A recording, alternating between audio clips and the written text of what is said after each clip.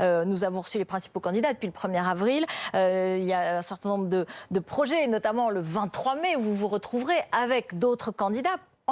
Pareil sur BFM TV à partir de 20h45, ce sera notre ultime débat. Mais ce soir, c'est le face-à-face entre les deux concurrents qui sont au coude à coude dans les sondages. Nathalie Loiseau, vous arrivez avec 23,5 pour la liste La République En Marche et ses alliés dans notre sondage Elab aujourd'hui. 22% pour la liste du Rassemblement National. Effectivement, c'est un peu le face-à-face pour la première place. Nous allons faire le point sur vos différentes propositions sur l'Europe. D'abord, peut-être une question, parce que tout le monde se la pose. Est-ce que Nathalie Loiseau, ce débat et cette élection, dans le fond, elle doit être le 3e tour de la présidentielle de 2017 ?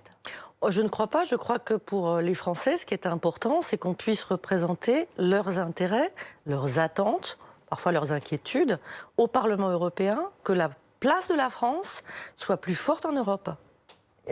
Jordan Bardella, c'est le 3e tour ? C'est un référendum anti-Macron, on l'a entendu. Il y a, je crois, 2 échelles de lecture. Il y a évidemment un enjeu européen. Je crois qu'on a 2 visions radicalement différentes de l'Europe et de la construction européenne qui s'affrontent. Mais c'est vrai qu'au-delà, c'est la première élection du quinquennat et ça sera la seule élection nationale de ce quinquennat. Et c'est vrai qu'après 2 ans et demi de gouvernance d'Emmanuel Macron, il est temps de faire le bilan.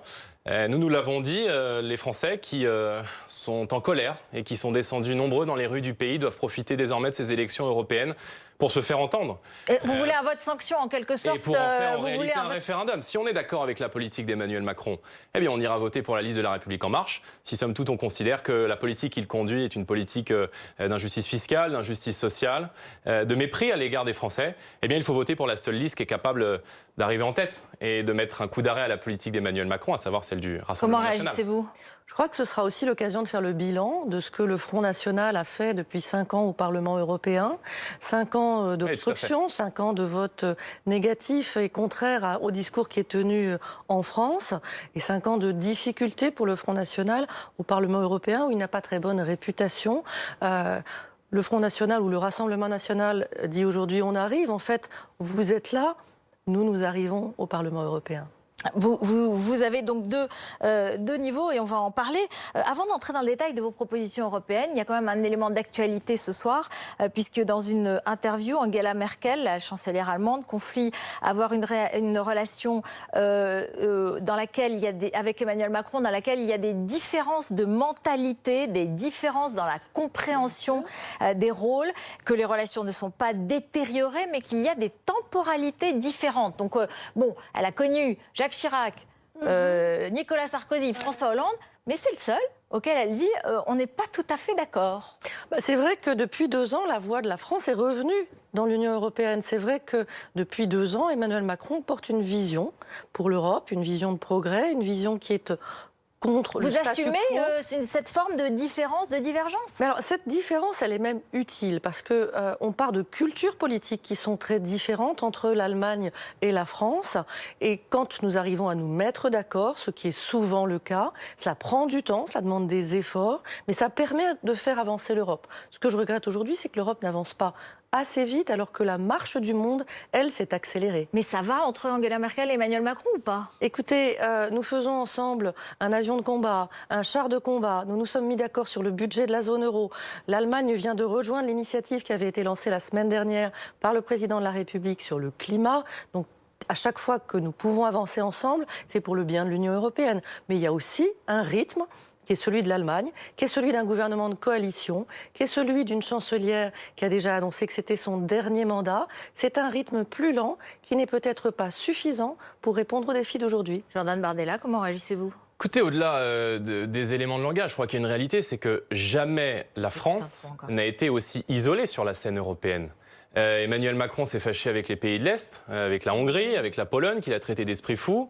Il s'est fâché avec les Italiens. On a assisté il y a quelques semaines au rappel de l'ambassadeur, ce qui est quasiment inédit et ce qui est un petit peu l'échelle de tension numéro 1 dans la politique diplomatique. Il s'est fâché avec l'Allemagne, puisque Mme Merkel évoque des relations difficiles. Et d'ailleurs, la lettre qu'a adressée Emmanuel Macron à l'ensemble des pays européens n'a trouvé aucun écho. D'ailleurs, le seul écho qu'il a trouvé, c'est auprès de M. Juncker. Vous parlez du budget de la zone euro. La successeur de Mme Merkel, Mme Mme Karen Bauer, a indiqué qu'elle ne souhaitait pas de ce budget de la zone euro et qu'elle était en désaccord avec isolé. Fédérale d'Emmanuel Macron. Donc en réalité, juste, je crois qu'il y a un véritable choix qui se pose aujourd'hui en Europe. C'est-à-dire, soit on va plus loin dans cette construction européenne fédérale, on continue la destruction des frontières, on continue de remettre le volant, si vous voulez, le volant de la voiture à l'Union européenne, soit on décide d'entendre les peuples et de retrouver le pouvoir et la liberté qui a été volée aux nations européennes par une technocratie bruxelloise que les peuples rejettent aujourd'hui. C'est étonnant d'entendre Jordan Bardella parler d'isolement, parce que ce que vous proposez, c'est justement que la France s'isole, qu'elle se renferme, qu'elle se replie. C'est la caricature, ça. Laissez-moi terminer. Qu'elle se replie. Vous voulez revenir aux frontières nationales, vous voulez retrouver la souveraineté budgétaire, la souveraineté monétaire. C'est peut-être une caricature, mais c'est votre programme. Alors c'est vrai que nous ne sommes pas d'accord, nous ne défendons pas la même vision de l'Union européenne. C'est votre droit, mais c'est vous qui plaidez pour l'isolement de la France face à la Chine, face à la Russie, face aux États-Unis, à un moment où nous n'avons jamais eu autant besoin d'être unis dans l'Union européenne. Je crois que c'est à contre-temps et je crois que ça ne sert pas les intérêts des Français. Alors on va détailler tout ça parce qu'effectivement vous vous dites ça déconstruit l'Europe et vous vous dites qu'il faut une Europe des nations. On va s'interroger sur 3 thèmes. La vie quotidienne, qu'est-ce qui dans vos programmes changerait la vie quotidienne des Européens et des Français, ou des Français et des Européens, chacun le met dans l'ordre qu'il veut. Et puis la question de souveraineté de la France et de l'Europe, et puis les questions du message des valeurs de la France, de l'Europe pardon, dans le monde. Et donc c'est avec Perrine Vasse qu'on va voir quelques-unes de vos principales mesures, par exemple sur la vie quotidienne de l'un et de l'autre. Oui, absolument. Ruth, sur notre quotidien, eh bien, quel impact de ces 2 programmes européens? Prenons par exemple le SMIC européen. Pour ou contre? Eh bien, la République en marche est plutôt favorable à un SMIC européen, mais adapté à chaque pays. Le Rassemblement national, eh bien, est pas en accord avec un SMIC européen, non, et plus largement, eh bien, pas d'alignements sociaux et fiscaux à l'échelle européenne. Et puis ensuite, sur l'emploi, les travailleurs détachés, par exemple. La République En Marche souhaite aller plus loin que ce qui existe déjà avec l'alignement des cotisations sociales sur le niveau le plus élevé. Qu'est-ce que ça veut dire? Eh bien, par exemple, demain, un travailleur bulgare qui vient travailler en France, l'employeur sera obligé de payer les cotisations sociales françaises et non pas bulgares pour empêcher une concurrence déloyale. Du côté du Rassemblement national, on veut tout simplement l'abrogation de cette directive. Et puis enfin, dans ce quotidien, l'écologie est très important. Beaucoup de mesures européennes dans le programme de la République En Marche sur l'écologie, comme taxer le carbone aux frontières européennes, taxer le kérosène des avions, créer une banque pour le climat et à peu près 1000 milliards d'euros pour la transition écologique à investir. Du côté du Rassemblement national, eh bien, c'est le localisme. Qu'est-ce que c'est? Eh bien, c'est consommer local dans une entreprise locale avec des salariés français. Merci Perrine, on vous retrouve évidemment pour l'autre chapitre. Jordan Bardella, vous qui dénoncez l'absence de politique sociale de l'Europe, en tout cas, pourquoi est-ce que vous vous opposez à un SMIC européen? Parce que c'est très bien en slogan, mais ça n'a aucun sens. Au début de la campagne électorale, la République En Marche nous a expliqué qu'il s'agissait de mettre 50% du revenu médian dans l'ensemble des pays européens. Je vais vous donner 2 exemples très concrets.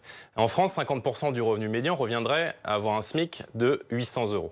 Ce n'est pas ce que nous avons dit. En Bulgarie, avoir 50% du revenu médian, où le SMIC est aujourd'hui à 286 €, le revenu médian est de 296 €, ça reviendrait à avoir un SMIC de 148 €. Donc en fait, cette proposition n'a aucun sens. Et puis derrière, s'il s'agit, si vous voulez, d'aller imposer un SMIC à l'ensemble des pays européens, en réalité, vous semblez ignorer qu'il y a déjà une grande majorité des pays européens qui ont un SMIC et qui ont un salaire minimum. Donc, si vous voulez, cette proposition n'a aucun sens. Alors, réponse Nathalie Loiseau. Alors, ce que je note, c'est que vous n'avez aucune proposition pour faire converger les salaires en Europe. Alors qu'en effet, en Bulgarie, il y a un SMIC à 300 € et qu'au Luxembourg, il y en a un à 2000 €. On voit bien qu'il y a aujourd'hui des délocalisations.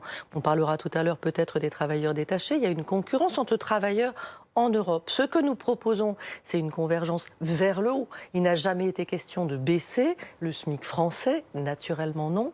En revanche, il y a aujourd'hui 150 millions d'Européens qui vivent dans des pays où le SMIC est inférieur à 50% du salaire médian. Ça n'est pas décent. Ce que nous voulons, ce sont des revenus décents partout en Europe. La promesse de l'Europe, c'est d'être une économie sociale de marché. Ça fait des années qu'on entend ça, Madame Loiseau. Oui, et alors il y a les résignés qui disent très bien, laissons la concurrence continuer à se faire. perdons des emplois, laissons les travailleurs se battre les uns contre les autres. Nous, ce que nous disons et nous agissons sur les travailleurs détachés, nous avons déjà obtenu un premier pas à travail égal, salaire égal sur le même lieu de travail. Tout le monde nous avait dit, ça fait des années qu'on en parle, c'est impossible. Nous nous sommes battus, nous avons convaincu notamment des pays de l'Est qui nous ont rejoints, mais ça n'est pas suffisant. Cette mesure prendra effet en 2020, il faut aller plus loin. Ça a été dit dans votre reportage, ce que nous proposons c'est à travail égal, coût égal pour l'employeur, pour que ce soit la même chose d'employer sur un chantier un ouvrier français ou un ouvrier étranger, que l'ouvrier étranger ne vienne pas voler le travail du travailleur français. Mais c'est le cas, madame, ces cotisations sociales, c'est pour ça que nous avons des propositions. Vous n'en avez pas. Sauf que vous êtes d'accord et vous êtes résigné, vous avez décidé que l'Europe, ce serait pour l'éternité, la concurrence entre les travailleurs. Moi, je ne m'y résigne pas. La première bataille, je l'ai gagnée. À ce moment-là, vous n'avez pas voté pour cette réforme. Non, non et non. Pourquoi n'avez-vous pas voté ? En réalité, en fait, vous essayez, si vous voulez, de manière permanente, de corriger les drames que vous avez vous-même créés. En réalité, on n'a jamais eu autant de travailleurs détachés en France. Il y a 516 000 aujourd'hui travailleurs détachés en France. Vous nous avez fait le coup de la réforme qui consiste à dire à travail égal, salaire égal. Le problème n'est pas tant le salaire, mais le paiement des charges. Ce qui fait qu'aujourd'hui, vous avez donc 516 000 emplois qui ne vont pas à des travailleurs français, essentiellement venus d'Europe de l'Est. Au passage, votre réforme, elle oublie les travailleurs du BTP, qui est quand même un poids majeur pour la réforme que vous avez mise en place oublie totalement le secteur du BTP. Et c'est aussi 516 000 emplois de contribuer à notre modèle de protection sociale. Donc nous, on est favorable d'une manière radicale à l'abrogation totale de la directive détachement des travailleurs qui crée une concurrence à l'intérieur même de l'Union européenne. Maintenant, pardon, mais sur le SMIC européen. Pardon, mais sur le SMIC européen.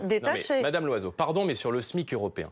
Vous n'allez pas nous faire croire que demain, vous allez imposer cette convergence économique en tant que député européen d'un groupe minoritaire, alors que vous avez été bien incapable de la défendre pendant 2 ans où vous étiez ministre des Affaires européennes. Donc moi, la question que je pose, c'est, vous avez été ministre des Affaires européennes pendant plus de 2 ans. On n'a jamais entendu parler de vous. On vous a découvert, comme je vous ai découvert, moi, comme beaucoup de Français, au débat face à Marine Le Pen, lorsque vous avez annoncé votre candidature.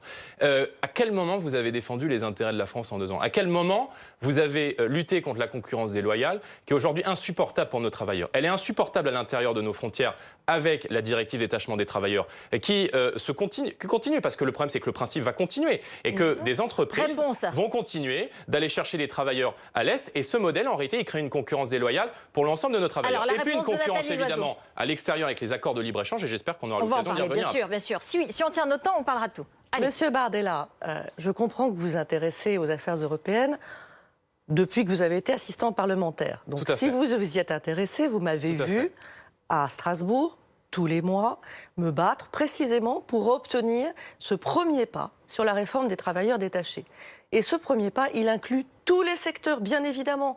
Moi, quand je fais le tour de France, je rencontre des PME du bâtiment qui me disent « Merci, enfin il se passe quelque chose ». Madame, il n'y a jamais eu autant de travailleurs détachés. Ne nous expliquez pas que vous avez fait des efforts, les chiffres sont les chiffres. Écoutez, c'est vrai que ça vous contrarie que je dise quelque chose, mais laissez-moi au moins terminer ma phrase. Les chiffres sont les chiffres. On n'a jamais aussi bien connu le nombre de travailleurs détachés, parce qu'aujourd'hui, on peut lutter contre la fraude. La réforme que nous avons obtenue, elle entre en vigueur en 2020. Donc il n'est pas anormal qu'aujourd'hui, le chiffre n'ait pas reculé.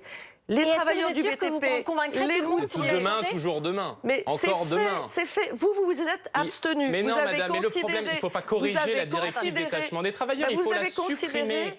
Je vous ai entendu l'autre jour dans une interview dire « Nous n'étions pas là pour améliorer les choses ». J'ai bien compris que... Non, j'ai jamais dit ça, madame. Vous l'avez dit chez Elisabeth Martichoux. Qu'est-ce que j'ai dit exactement ? Vous avez dit sur les travailleurs détachés, puisqu'elle vous interrogeait sur les travailleurs détachés, sur l'abstention de votre groupe. Vous avez dit « Nous ne sommes pas là pour améliorer les choses ». Mais pour la supprimer, exactement. Mais vous Moi, savez je veux qu'il y la a 200 000 Français qui sont travailleurs détachés. Et on revient vers vous. Il y a 200 000 Français qui sont travailleurs détachés en Europe. Vous leur dites donc que demain, vous les mettez froidement au chômage, que ça ne vous pose aucun problème et qu'ils se débrouillent. Alors, réponse de Jordan Bardella et on passe à l'écologie. Vous savez très bien que les Français qui travaillent à l'étranger dans le cadre du travail détaché sont essentiellement sur des secteurs très qualifiés.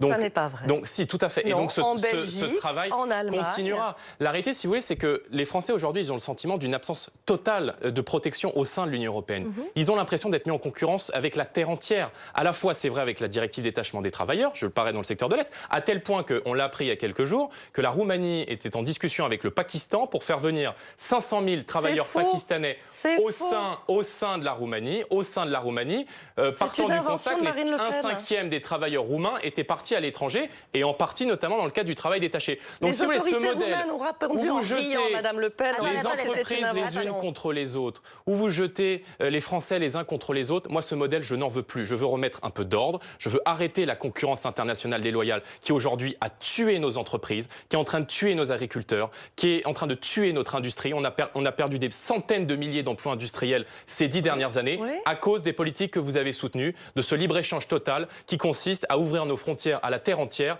et à cause d'un dogme. Parce que l'Union européenne, c'est un dogme. C'est le dogme de la concurrence libre et non faussée. C'est-à-dire ouvrons nos frontières et nous serons riches et nous deviendrons riches. Or, l'Union européenne, c'est tout le contraire. Et je vous rappellerai qu'aujourd'hui, l'Union européenne, c'est la zone économique qui a la plus faible croissance au monde. Alors, il est peut-être temps qu'on fasse le bilan et qu'on se remette en question. Alors, il y a beaucoup d'inexactitudes dans ce que vous avez dit. Je ne les relèverai pas toutes parce que pour le téléspectateur, ça pourrait être lassant. Je crois qu'on a le temps, allons-y. Mais sur la Roumanie, les autorités roumaines vous ont répondu. Elles ont répondu à Marine Le Pen en disant que c'était une invention, qu'elles n'avaient jamais passé aucun accord avec aucun pays que ce soit pour faire venir 500 000 Pakistanais. Ils sont en discussion pour lutter contre l'immigration clandestine. Et vous savez, pour lutter contre l'immigration clandestine, il faut parler avec les pays d'origine de ces pays, de cette immigration.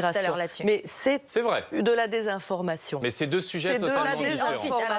Laissez finir, Madame. Ensuite, je suis d'accord avec vous, Monsieur Bardella. Il faut lutter contre la concurrence déloyale. C'est bien la raison pour laquelle nous voulons augmenter le SMIC dans les pays des bas salaires. C'est bien la raison pour laquelle nous voulons encadrer encore davantage le travail détaché. Vous ne faites aucune proposition. Mais je viens de... Donc vous allez vous, Nathalie Loiseau, députée européenne d'un groupe minoritaire, toquer à la porte des pays de l'Est en leur disant « Bonjour, ici Nathalie Loiseau, il faut que vous augmentiez votre SMIC ».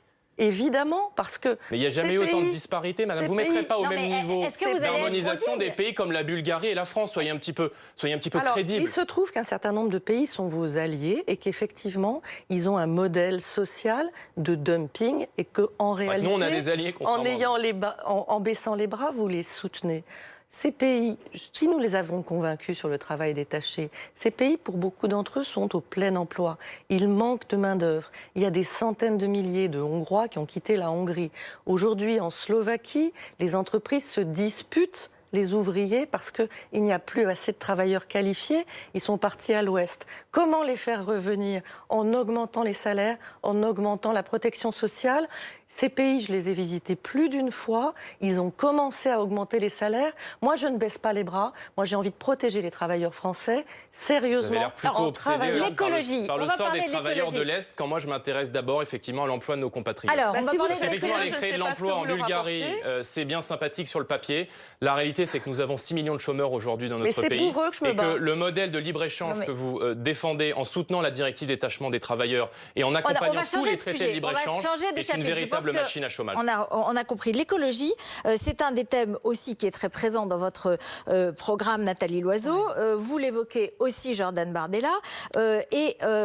Pour vous, Jordan Bardella, le localisme, c'est la meilleure solution pour préserver la planète. Mais est-ce que ça n'est pas aussi synonyme d'autarcie?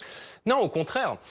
Si vous voulez, aujourd'hui, le modèle économique, le modèle de la mondialisation sauvage qui consiste à baisser toutes les barrières douanières, à supprimer toutes les frontières nationales, consiste, et d'ailleurs aux frontières de l'Union européenne, consiste à aller produire très très loin dans des normes sanitaires, sociales, environnementales sous une forme d'esclavagisme humain qui sont complètement délirantes, pour ensuite rapatrier les produits en Europe à des populations de facto touchées par la précarité et par le chômage de masse, pour ensuite aller faire retraiter en Afrique.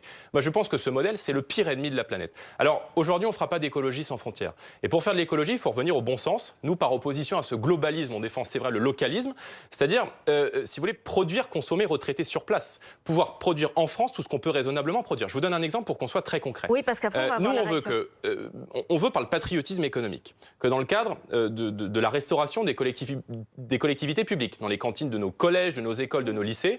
On aille se servir d'abord chez nos agriculteurs locaux, d'abord chez nos producteurs locaux, avant d'aller importer des produits du bout du monde. Aujourd'hui, dans la restauration publique, dans les collectivités, c'est 75% du bœuf d'origine importé. Nous, on veut inverser cela. Et en fait, on veut inverser le coût de la distance. Aujourd'hui, plus vous allez chercher un produit loin, moins il est cher. Moi, je vais inverser cela. Alors, vous êtes d'accord là-dessus? Parce que c'est difficile quand on est écologiste, qu'on entend ce discours. On s'est dit, c'est vrai que rapprocher, c'est faire le circuit court. Mais soutenir l'agriculture en Europe et en particulier en France, c'est évidemment une priorité. C'est la raison pour laquelle nous devons soutenir la politique agricole commune. Ce sont 9 milliards d'euros pour nos agriculteurs chaque année. C'est une politique qui doit leur permettre d'avoir des revenus décents. Et quelle est votre différence quand vous entendez Jordan Bardella? Qu'est-ce que vous lui dites? Vous lui dites, nous on fait mieux, on propose plus.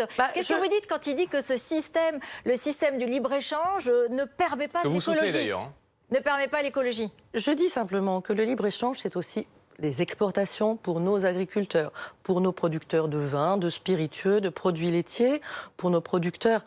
Tiens, le CETA, que vous avez beaucoup critiqué, l'accord commercial avec le Canada, dont on nous a dit que ça allait être l'abomination de la désolation, que nos agriculteurs allaient être envahis de produits alimentaires canadien. La réalité du CETA, depuis qu'il est en vigueur, c'est que les importations depuis le Canada de viande canadienne ont baissé et que les exportations de produits français, je disais les vins et les spiritueux, les produits laitiers, les voitures, les parfums ont augmenté.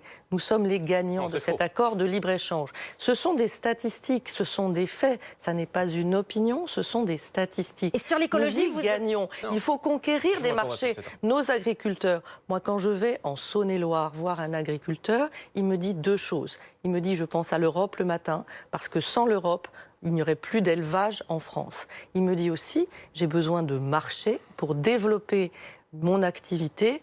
Et merci à l'Europe d'avoir développé des marchés en Turquie, en Chine, au Japon, où aujourd'hui, moi, exportateur de viande du Charolais, j'arrive à exporter. Alors, on ne peut pas exporter si on doit pouvoir exporter pour les paysans français. Non, mais d'abord, vous commettez une erreur sur le CETA, parce que, si vous voulez, les exportations françaises à destination du Canada sont bien antérieures au CETA et viennent notamment des accords de libre-échange qui ont été passés, l'abaissement des barrières douanières entre le Canada et les États-Unis, qui a abouti à la baisse des importations de produits américains sur le sol canadien. C'est l'ALENA. Ce qui a permis aux entreprises françaises d'exporter massivement au Canada, mais ça date de bien avant le CETA. Vous commettez une erreur. Vous commettez une erreur. Il faut regarder un peu plus large. Pas juste sur la période qui vous intéresse. Ça ne vous arrange pas, mais c'est une réalité. Ensuite, sur la question du bœuf, vous nous dites on n'a pas vu arriver des tonnes de bœuf, pour la simple et bonne raison que dans cet accord, le bœuf aux hormones est interdit, sauf que le bœuf aux hormones est produit massivement au Canada et la filière viande au Canada est massivement en cours de restructuration. Mais tout cela va arriver. Et je vais vous dire pourquoi. Moi, j'ai rencontré il y a quelques jours l'Interbev, qui est l'interprofessionnel de la viande, et qui nous explique que le CETA va détruire 50 000 emplois dans la filière bovine. Pour la simple et bonne raison que le CETA nous met en concurrence avec des producteurs bovins dont les productions valent 30 à 40% de moins. Et moi, tous les agriculteurs que je suis allé voir m'ont dit l'Europe est aujourd'hui en train de nous tuer. L'Europe est en train de nous tuer parce elle abaisse l'ensemble des barrières douanières. Elle nous livre à des traités de libre-échange avec le monde entier. Encore en ce moment avec le Mercosur. Et vous, attendez. Mais vous, quel débouché vous proposez aux agriculteurs français s'ils ont besoin de marché? Je vais vous lire, mais je vais vous répondre. Mais d'abord, je vais vous lire la déclaration du ministre brésilien de l'Agriculture qui date du 8 mai, M. Lucas Ferraz, qui, dans le cadre des négociations entre le Mercosur et l'Union européenne, déplore. La France n'offre plus de blocage sur des concessions sensibles dans le secteur agricole pour ouvrir les frontières de l'Union européenne aux produits sud-américains. Donc, ce modèle de libre-échange, il est en train de tuer l'ensemble de nos filières. Il met en concurrence nos agriculteurs. Je vous rappelle qu'il y a un agriculteur qui se suicide tous les 2 jours. Et ça, personne n'en parle. Que le Parlement européen s'apprête, après les élections européennes, à diminuer les crédits de la politique agricole commune qui sont affectés à la France. Et ça, comme ministre des Affaires européennes pendant 2 ans, vous n'avez strictement rien fait. Vous êtes beaucoup battu, mais visiblement, vous n'avez pas obtenu beaucoup de résultats. Donc, force est de constater que vous étiez bien seul sur le ring, Madame Loiseau. Alors, vous n'avez pas obtenu de résultats? Vous avez dû vraiment passer très peu de temps au Parlement européen. Mais c'est normal, vous y avez passé 4 mois. Soyez pas méprisante. Non, c'est pas méprisant. Mais vous voyez, c'est ça qui énerve les Français. C'est le mépris dont font preuve les macronistes à chaque fois qu'on est en désaccord avec vous. Mais soyez pas méprisante. On peut discuter d'argument à argument sans que vous soyez dans le mépris, dans l'arrogance. Écoutez, ne soyez pas agressifs et comme ça, on aura une discussion civilisée. Vous dites, vous n'avez rien fait pendant 2 ans. Nous avons dit dès la publication du projet de budget par la Commission, qui est un brouillon, que ce brouillon était inacceptable dès lors qu'il touchait au budget de la politique agricole commune. Nous avons même décidé que la discussion serait repoussée après les élections européennes. Toujours après les élections. Comme la réforme des retraites, après les élections, écoutez, comme le vote du CETA, par exemple, par le Parlement, après les élections. C'est ce qui vous arrange avant et c'est ce qui vous désavantage après. Côté arrogance, vous m'avez l'air d'en connaître un rayon. Parce que je voudrais simplement dire que après les élections, c'est pour laisser aux électeurs le choix de ceux qui vont défendre les intérêts des Français au Parlement européen. C'est simplement un souci démocratique. Et nous avons bloqué ce projet de budget justement parce que les crédits alloués à la PAC étaient insuffisants. Vous parlez des agriculteurs que vous rencontrez, Monsieur Bardella. Moi, j'étais à la FNSEA hier, vous n'y êtes pas allé. Moi, je sais ce que la FNSEA m'a dit, je sais ce que chaque éleveur, chaque exploitant agricole me dit depuis 2 ans, c'est-à-dire que sans l'Europe, il ne s'en sort pas. Que grâce à l'Europe, il peut arriver à exploiter son exploitation, exporter, mais que la politique agricole doit être transformée pour être plus rapide, pour mieux lutter contre les crises. Donc vous dites on doit transformer et améliorer la PAC et vous dites il faut la PAF, la politique agricole française. C'est-à-dire que moi je considère qu'il faut... En fait, on est contributeur déficitaire à l'Union européenne. C'est-à-dire qu'on donne beaucoup plus qu'on ne reçoit. Moi je veux qu'on donne beaucoup moins aux institutions européennes pour redonner cet argent à nos agriculteurs français, mais qui ne veulent pas vivre, si vous voulez, d'aide. Ils ne veulent pas dépendre d'aide. Ils veulent pouvoir vivre de leur travail. Et par la mise en concurrence que vous effectuez par vos accords de libre-échange, par la suppression de tous les quotas par dogme, eh bien vous les mettez en concurrence avec la terre entière. Et ça les inquiète. Et je rappelle que Emmanuel Macron n'a pas souhaité faire valider le CETA, le traité de libre-échange avec le Canada, avant les élections européennes, mais après, sans doute parce que ça vous gêne. Nous attendions simplement la réponse de la Cour de justice européenne sur la constitutionnalité ou pas du traité. Et la mise en place des tribunaux d'arbitrage privé. Mais enfin, juste un dernier mot. Juste si je me permets. Monsieur Bardella, un dernier mot. J'aimerais vous dire, parce que vous êtes pour une politique agricole française. Oui, tout à fait. Ça veut dire que vous voulez sortir de l'Union européenne? Non.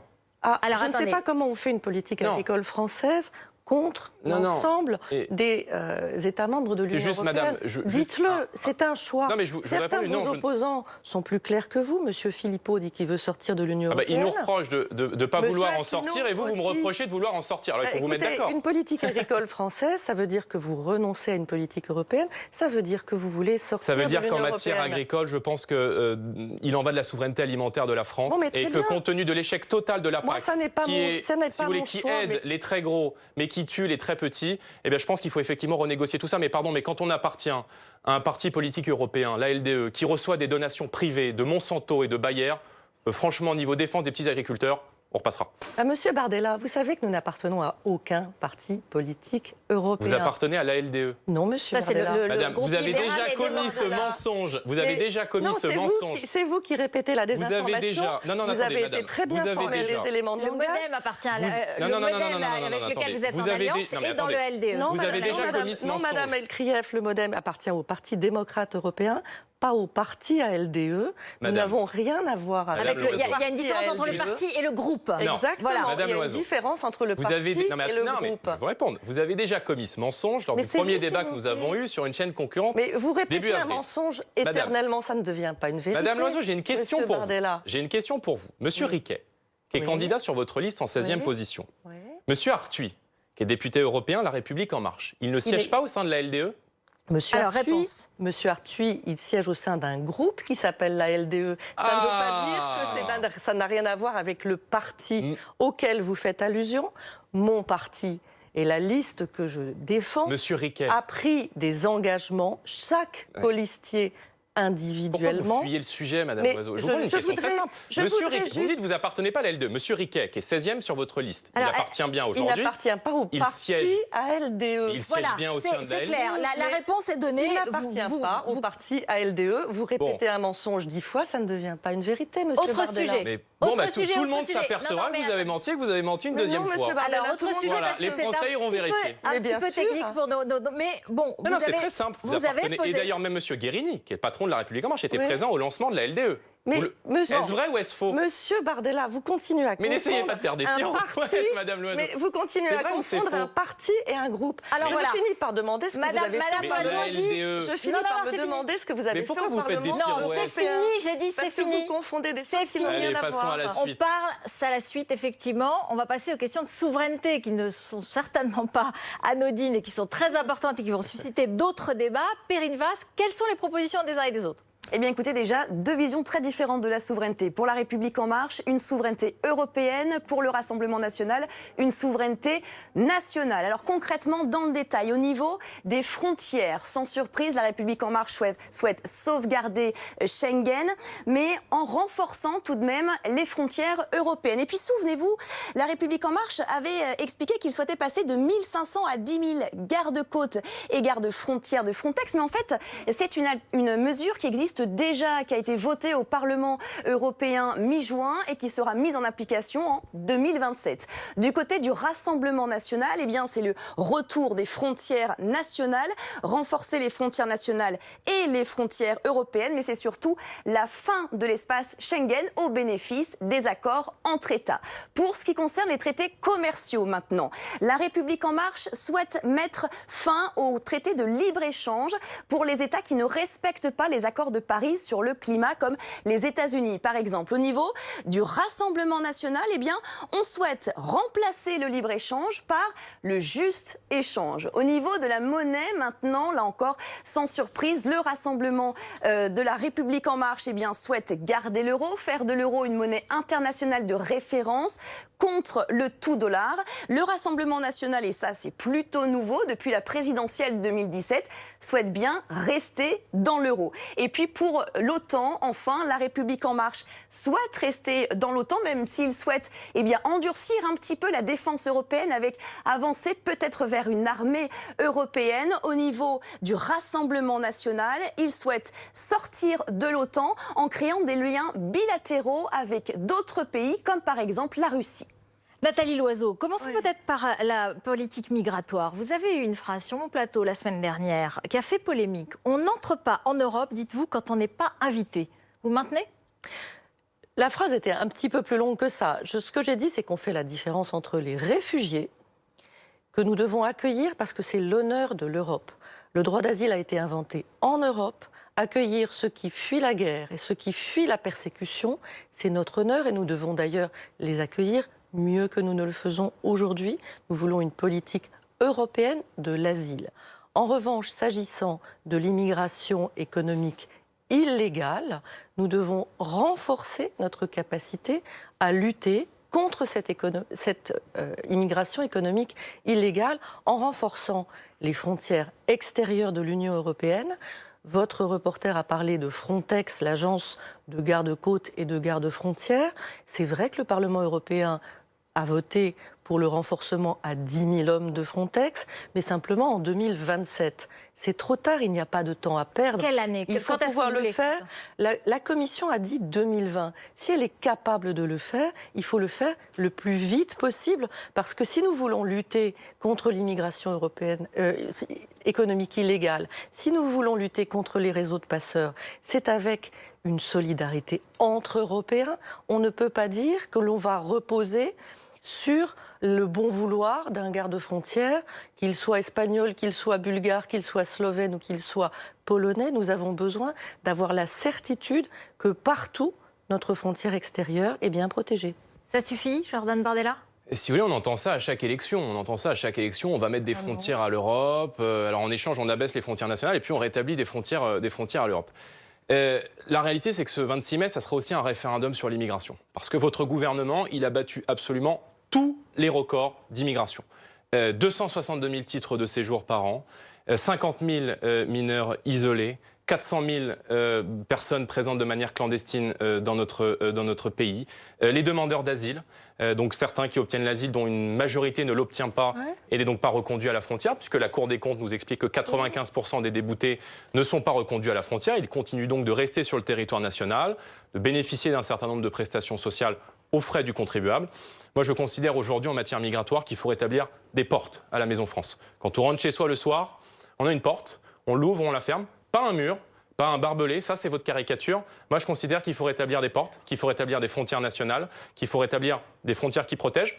On peut évidemment avoir une force d'appui européenne qui permette de venir à l'appui des États lorsqu'il y a un afflux migratoire majeur, une crise migratoire majeure. Et moi je considère qu'avec la question environnementale, la question de l'immigration est peut-être l'un des plus gros défis qui se posent à notre siècle et à notre génération, compte tenu de la bombe démographique que va devenir le continent africain. Donc, moi, je pense que la frontière, c'est un outil qui permet de se protéger. Et nous souhaitons évidemment rompre avec l'espace Schengen pour établir des frontières nationales. Alors, c'est intéressant que vous dites qu'il faut, malgré tout, une force européenne pour mieux contrôler la frontière extérieure. Alors, je ne comprends pas très bien pourquoi votre parti a systématiquement voté contre depuis des années. Répondre. Quand on a créé Frontex, vous avez voté contre.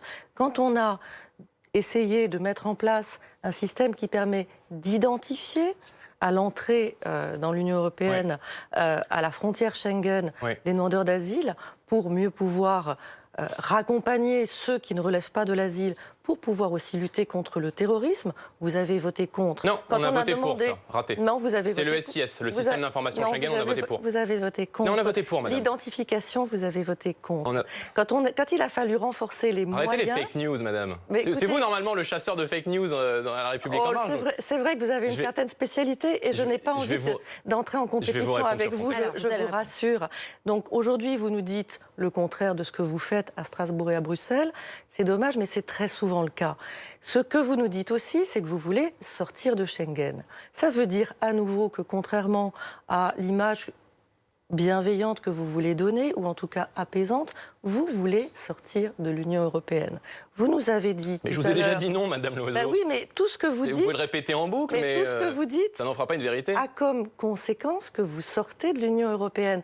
Pourquoi ne l'assumez-vous pas? Pourquoi ne dites-vous pas ce que vous aviez dit en 2017 à vos électeurs? Je me souviens de Madame Le Pen qui avait même dit que 80% de son programme à la présidentielle reposait sur la sortie de l'Union européenne et la sortie de l'euro. Ça veut dire que votre épine dorsale, c'est de sortir de l'Union européenne. C'est votre droit, c'est votre choix. Ça n'est pas le mien. Alors voilà, moi, je suis une européenne convaincue. Mais quand vous voulez sortir de Schengen, quand vous voulez sortir des accords de libre-échange, quand vous voulez faire systématiquement une politique agricole française et non européenne, ça veut dire que vous sortez de l'Union européenne. C'est juste qu'on défend deux coopérations européennes différentes, mais on y reviendra peut-être après. Juste, non, je veux juste répondre sur Frontex parce que c'est très important. Bien sûr. Vous me reprochez d'avoir voté contre le renforcement de Frontex. Mais aujourd'hui, Frontex ne lutte pas contre l'immigration clandestine. Mais si. Aujourd'hui, Frontex, c'est une hôtesse d'accueil pour migrants qui finance des campements de migrants, notamment, ça a été le cas à Lesbos, en Grèce. Et puis, pardon, mais moi, j'ai pas envie de donner les clés de ma maison au commissaire européen en migration, M. Avramopoulos, qui m'explique que l'immigration est un impératif moral et que l'Europe va devoir accueillir 6 millions de migrants supplémentaires.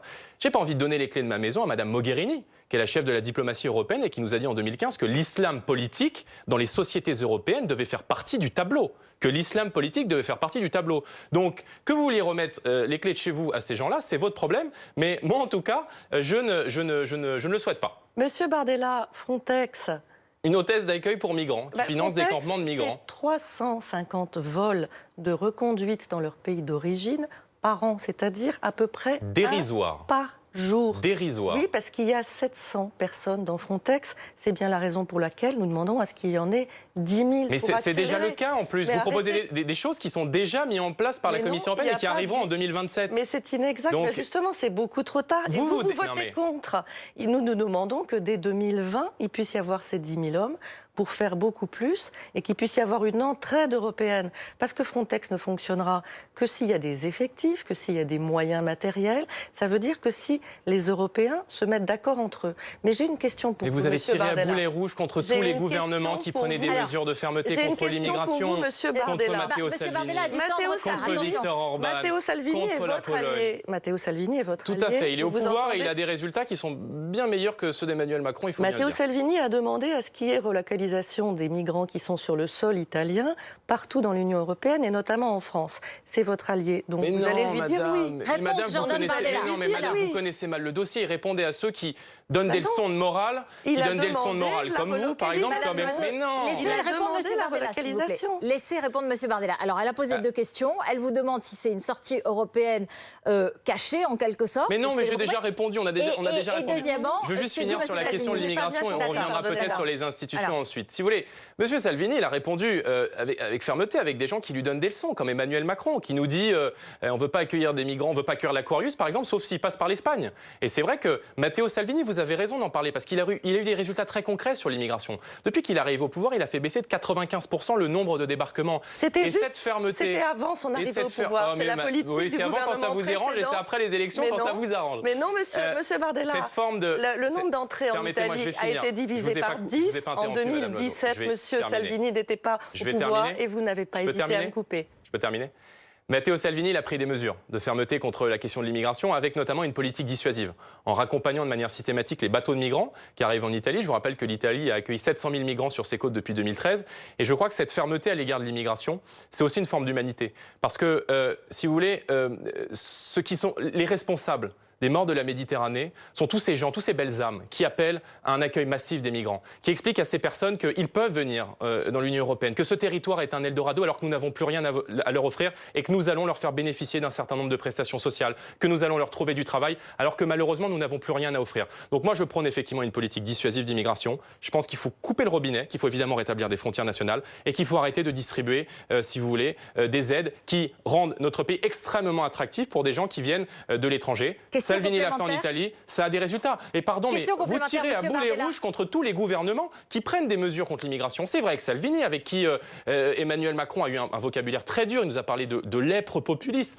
Il a un comportement qui est extrêmement belliqueux sur la scène internationale. Il s'en est pris aux Hongrois, il s'en est pris aux Polonais. Donc moi, si vous voulez, j'ai un peu de mal avec votre vision de l'Europe parce que vous défendez, à mon sens, une vision extrêmement belliqueuse avec des tensions entre les États. Moi, je prône effectivement une Europe des nations, des coopérations entre États, et c'est ce qui a marché par le passé. C'est ce qui a fait Ariane, c'est ce qui a fait Airbus. Et aujourd'hui, toutes les grandes puissances qui marchent dans la mondialisation tournent le dos au libre-échange total et retrouvent des frontières pour se protéger, pour protéger leur économie, pour protéger leur agriculture, pour protéger leur identité et pour se protéger évidemment de l'immigration massive. Un mot sur M. Salvini et son humanité, parce que vous l'avez dit, il oblige les bateaux à revenir en Libye. En Libye, dans un pays où il y a la guerre civile, dans un pays où les droits de l'homme sont bafoués, dans un pays où les demandeurs d'asile sont mis en esclavage. C'est faux. Non, madame, non, mais vous ne pouvez pas dire ce genre de choses sur un sujet aussi grave.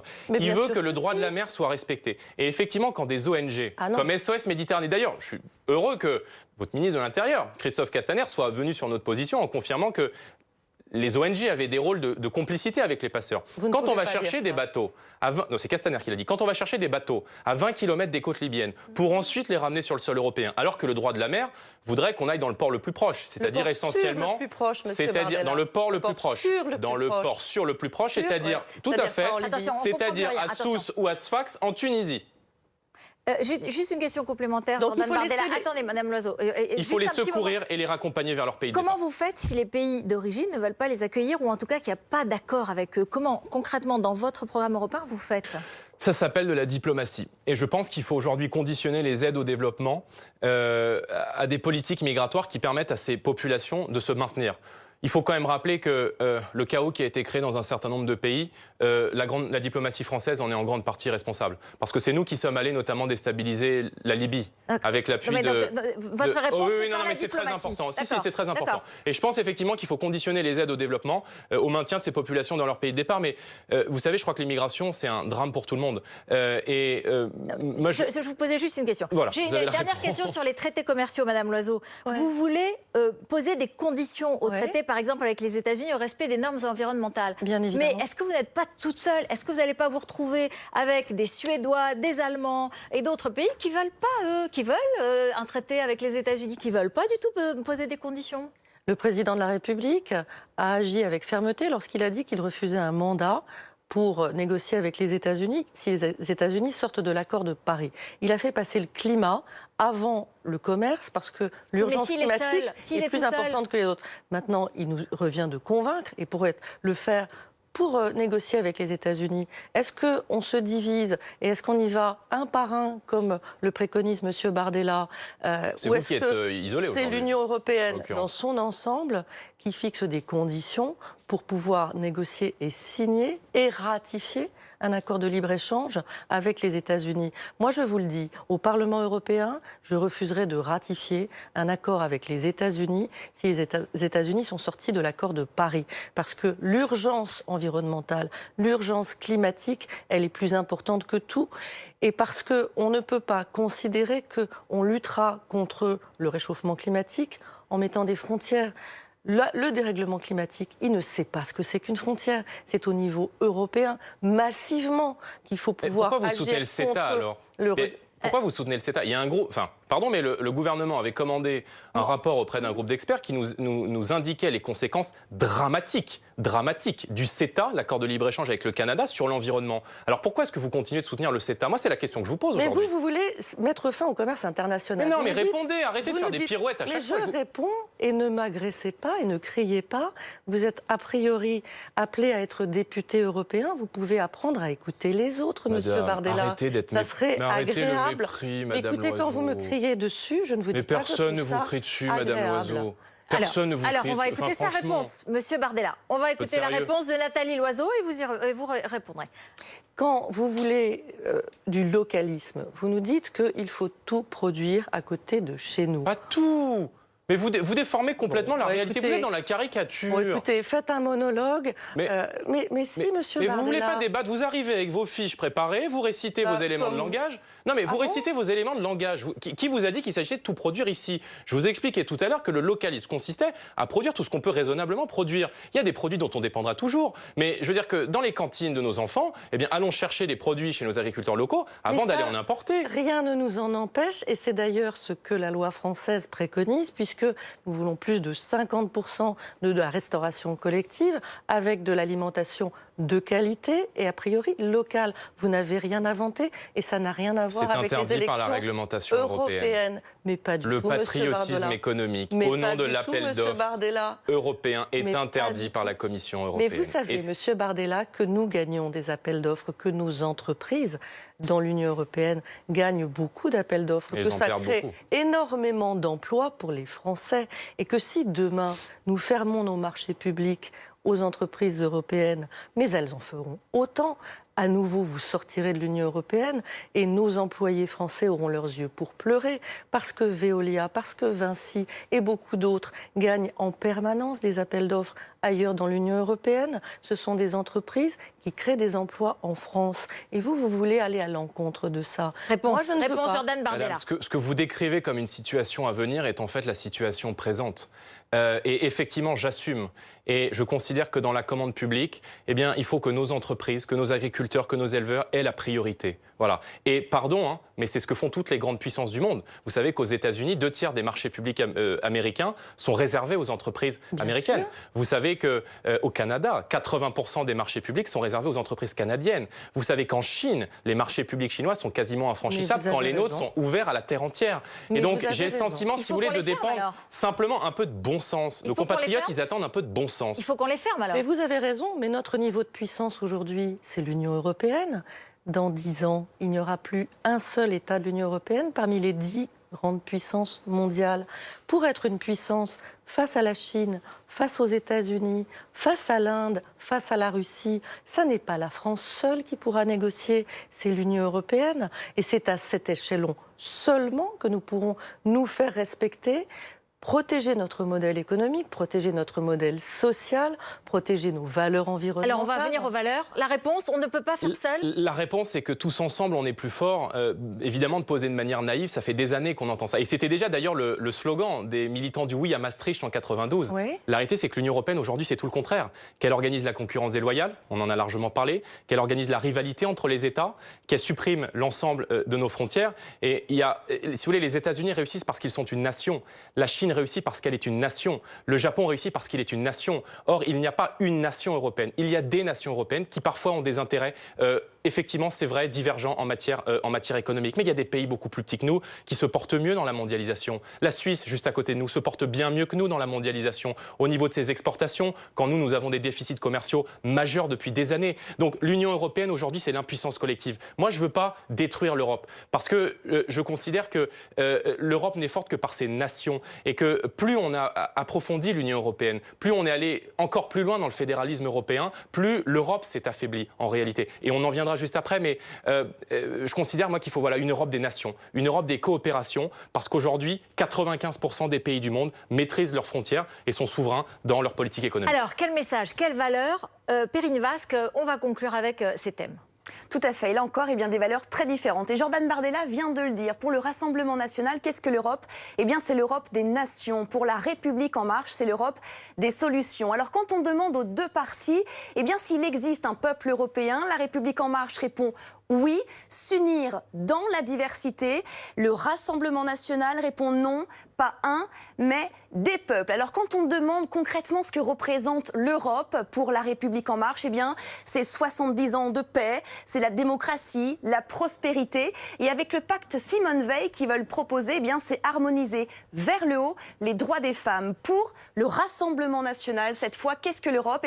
Il faut justement redéfinir les racines de l'Europe, de la Rome antique à l'humanisme de la Renaissance. C'est écrit dans leur programme. C'est une Europe des peuples, une civilisation chrétienne face à l'islamisme. Voilà, égalité de temps de parole pour nos deux débatteurs. Merci de les respecter.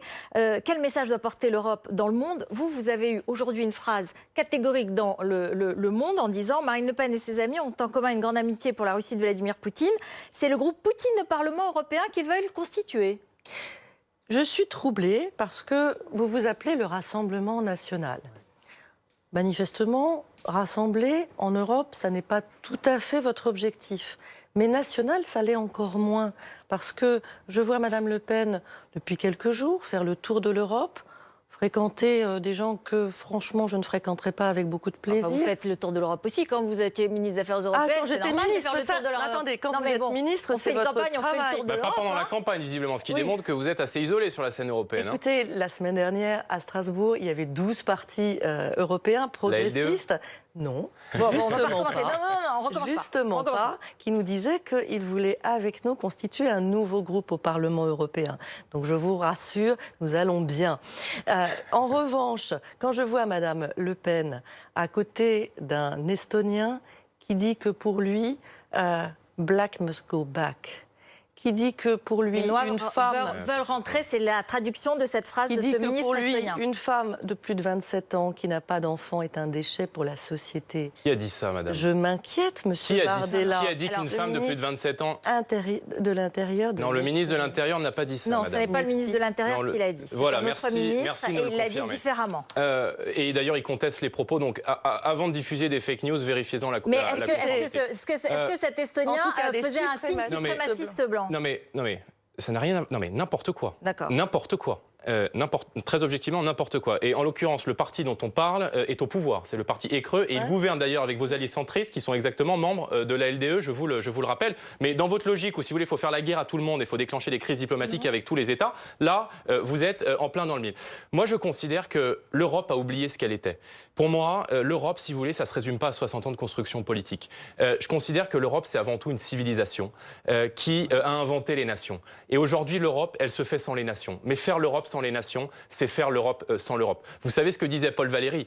Il disait « est européenne toute terre qui a été successivement romanisée, christianisée, soumise à la discipline et à l'esprit des Grecs. » C'est ça l'Europe. Et moi, je ne la réduis pas à 60 ans de construction politique. Je pense que c'est des siècles d'histoire. Et pour moi, effectivement, l'Europe, ça résonne plus comme la démocratie athénienne que comme la technocratie bruxelloise. Et c'est peut-être ce qui nous oppose. Je n'ai pas une vision de bureau, je n'ai pas une vision de techno. Je considère que l'Europe, c'est bien plus que ça. Votre conclusion sur l'Europe ? Pourquoi est-ce qu'il faut que votre liste arrive en tête et quelle Europe vous voulez défendre ? L'Europe, je n'oublie rien de ce que nous lui devons. Je n'oublie pas 70 ans de paix. Je n'oublie pas un projet où la liberté individuelle, l'esprit d'entreprise et la justice sociale marchent ensemble. Et c'est le seul espace au monde où on trouve ces trois valeurs portées au même niveau. Moi, je souhaite une Europe de progrès. Je souhaite préparer l'avenir, pas gérer le déclin comme certains veulent le faire en Europe. Et je me souviens, et je voudrais que les téléspectateurs se souviennent de ce qui s'est passé il y a 3 ans au Royaume-Uni, quand certains ont cru des promesses simplistes. Certains d'ailleurs ne sont pas allés voter, en particulier les jeunes. Ils n'imaginaient pas que ces promesses simplistes puissent trouver à gagner le Brexit. Le Brexit a été voté.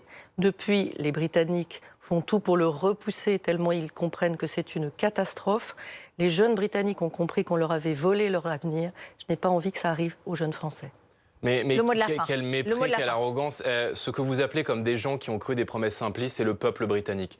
Et moi, je considère qu'en démocratie, le seul juge, c'est le peuple. Et qu'à partir du moment où le peuple s'exprime par référendum, on sait que ça vous gêne, on sait que les référendums, c'est pas trop votre truc.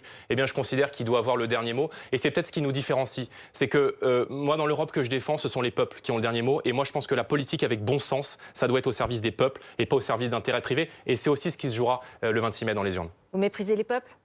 Écoutez, moi ce que je pense, c'est que je veux défendre les intérêts des Français. Je veux que les Français retrouvent le goût du progrès. Je veux qu'on les protège. Je veux que l'Europe soit respectée. Il n'y aura pas de France forte sans Europe forte, ni aujourd'hui, ni encore moins demain. Merci beaucoup, merci à tous les deux. Il y a une toute petite minute de différence si vous voulez la combler, mais sinon...